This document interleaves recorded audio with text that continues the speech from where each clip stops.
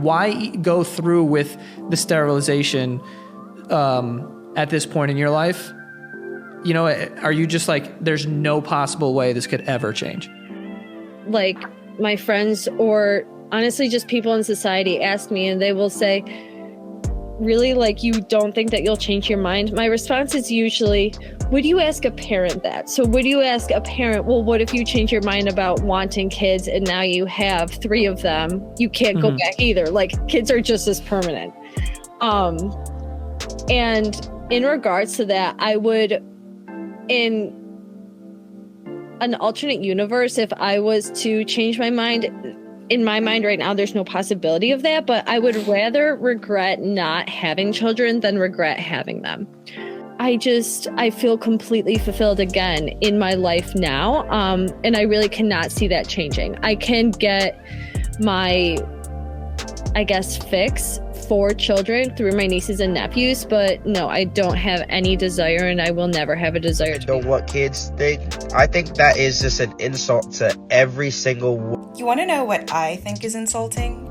Men watching women go through pregnancy and childbirth, yet still not taking the initiative to be an active participant in helping raise the child that their partner sacrificed their body for. I think it's insulting that men continue to beg women to have their children when they have every intention of leaving that woman to raise the child on her own. I think it's insulting that despite not being ready to be a father, y'all still purposefully try to knock women up. I think it's insulting that despite not having the ability to become pregnant and give birth, that men still have the audacity to open their mouths and tell women what we should do with our bodies. It is 2023, and from here on out, we are going to say what we really want to say and go, and what you want to say is, I desperately want a family, but the women I date don't find me to be a suitable father. Check your demographic, because the reason women don't want kids anymore all boils down to men and the world they created. Goodbye.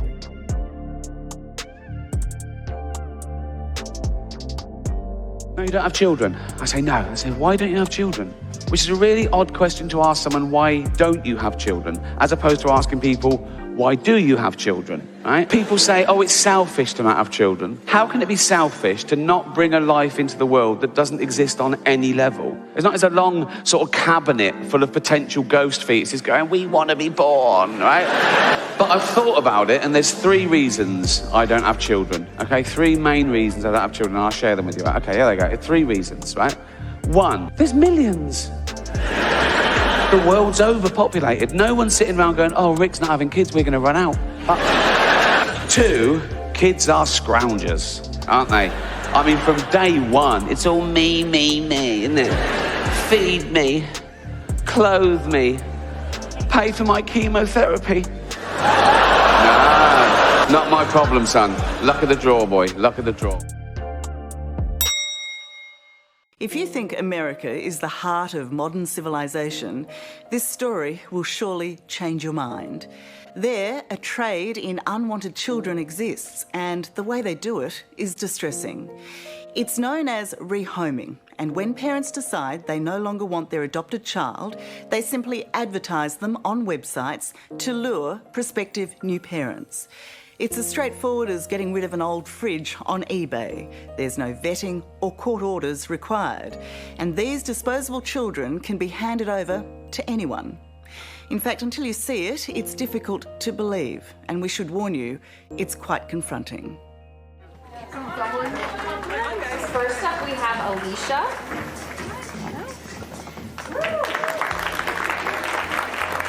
Alicia is a very special and very sweet young lady who is looking for her forever family.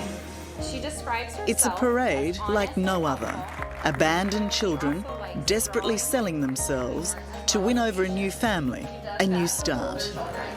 She also likes drawing and doing arts and crafts. And in the audience, sizing them up to find a perfect match, are their potential parents. Okay, Michaela, you look so cute. That is my girl. Travelling to this so-called matching event today is Tom, a teacher with no children, who is interested in 14-year-old Frank, given up by his adopted family 2 years ago and now living in a care home.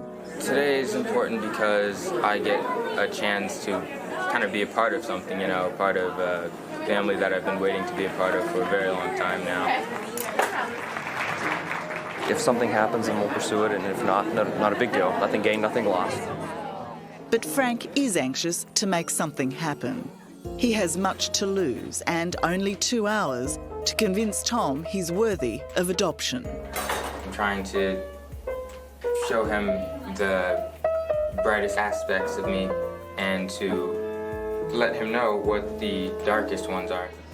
Frank has sold himself well. Tom agrees to give his new son a trial run and will collect him in 15 days' time. Thank you, do the same. But 6 months later, Tom decides they're not compatible. And again, Frank can only hope and wait to find a family who wants him forever. To see those children trying to sell themselves to find a forever family, what does that do to your stomach? Oh, it turns it. It is appalling that we get to a place as unseemly as this. Appalling. It is distressing, tragic, and completely legal. Here in the US, it's a phenomenon known as rehoming, where, along with matching events, troubled kids are advertised like goods on eBay and given to anyone who'll take them. Mostly they're adopted and often wear the scars of abuse and neglect. Most disturbingly, their parents have decided they no longer want them.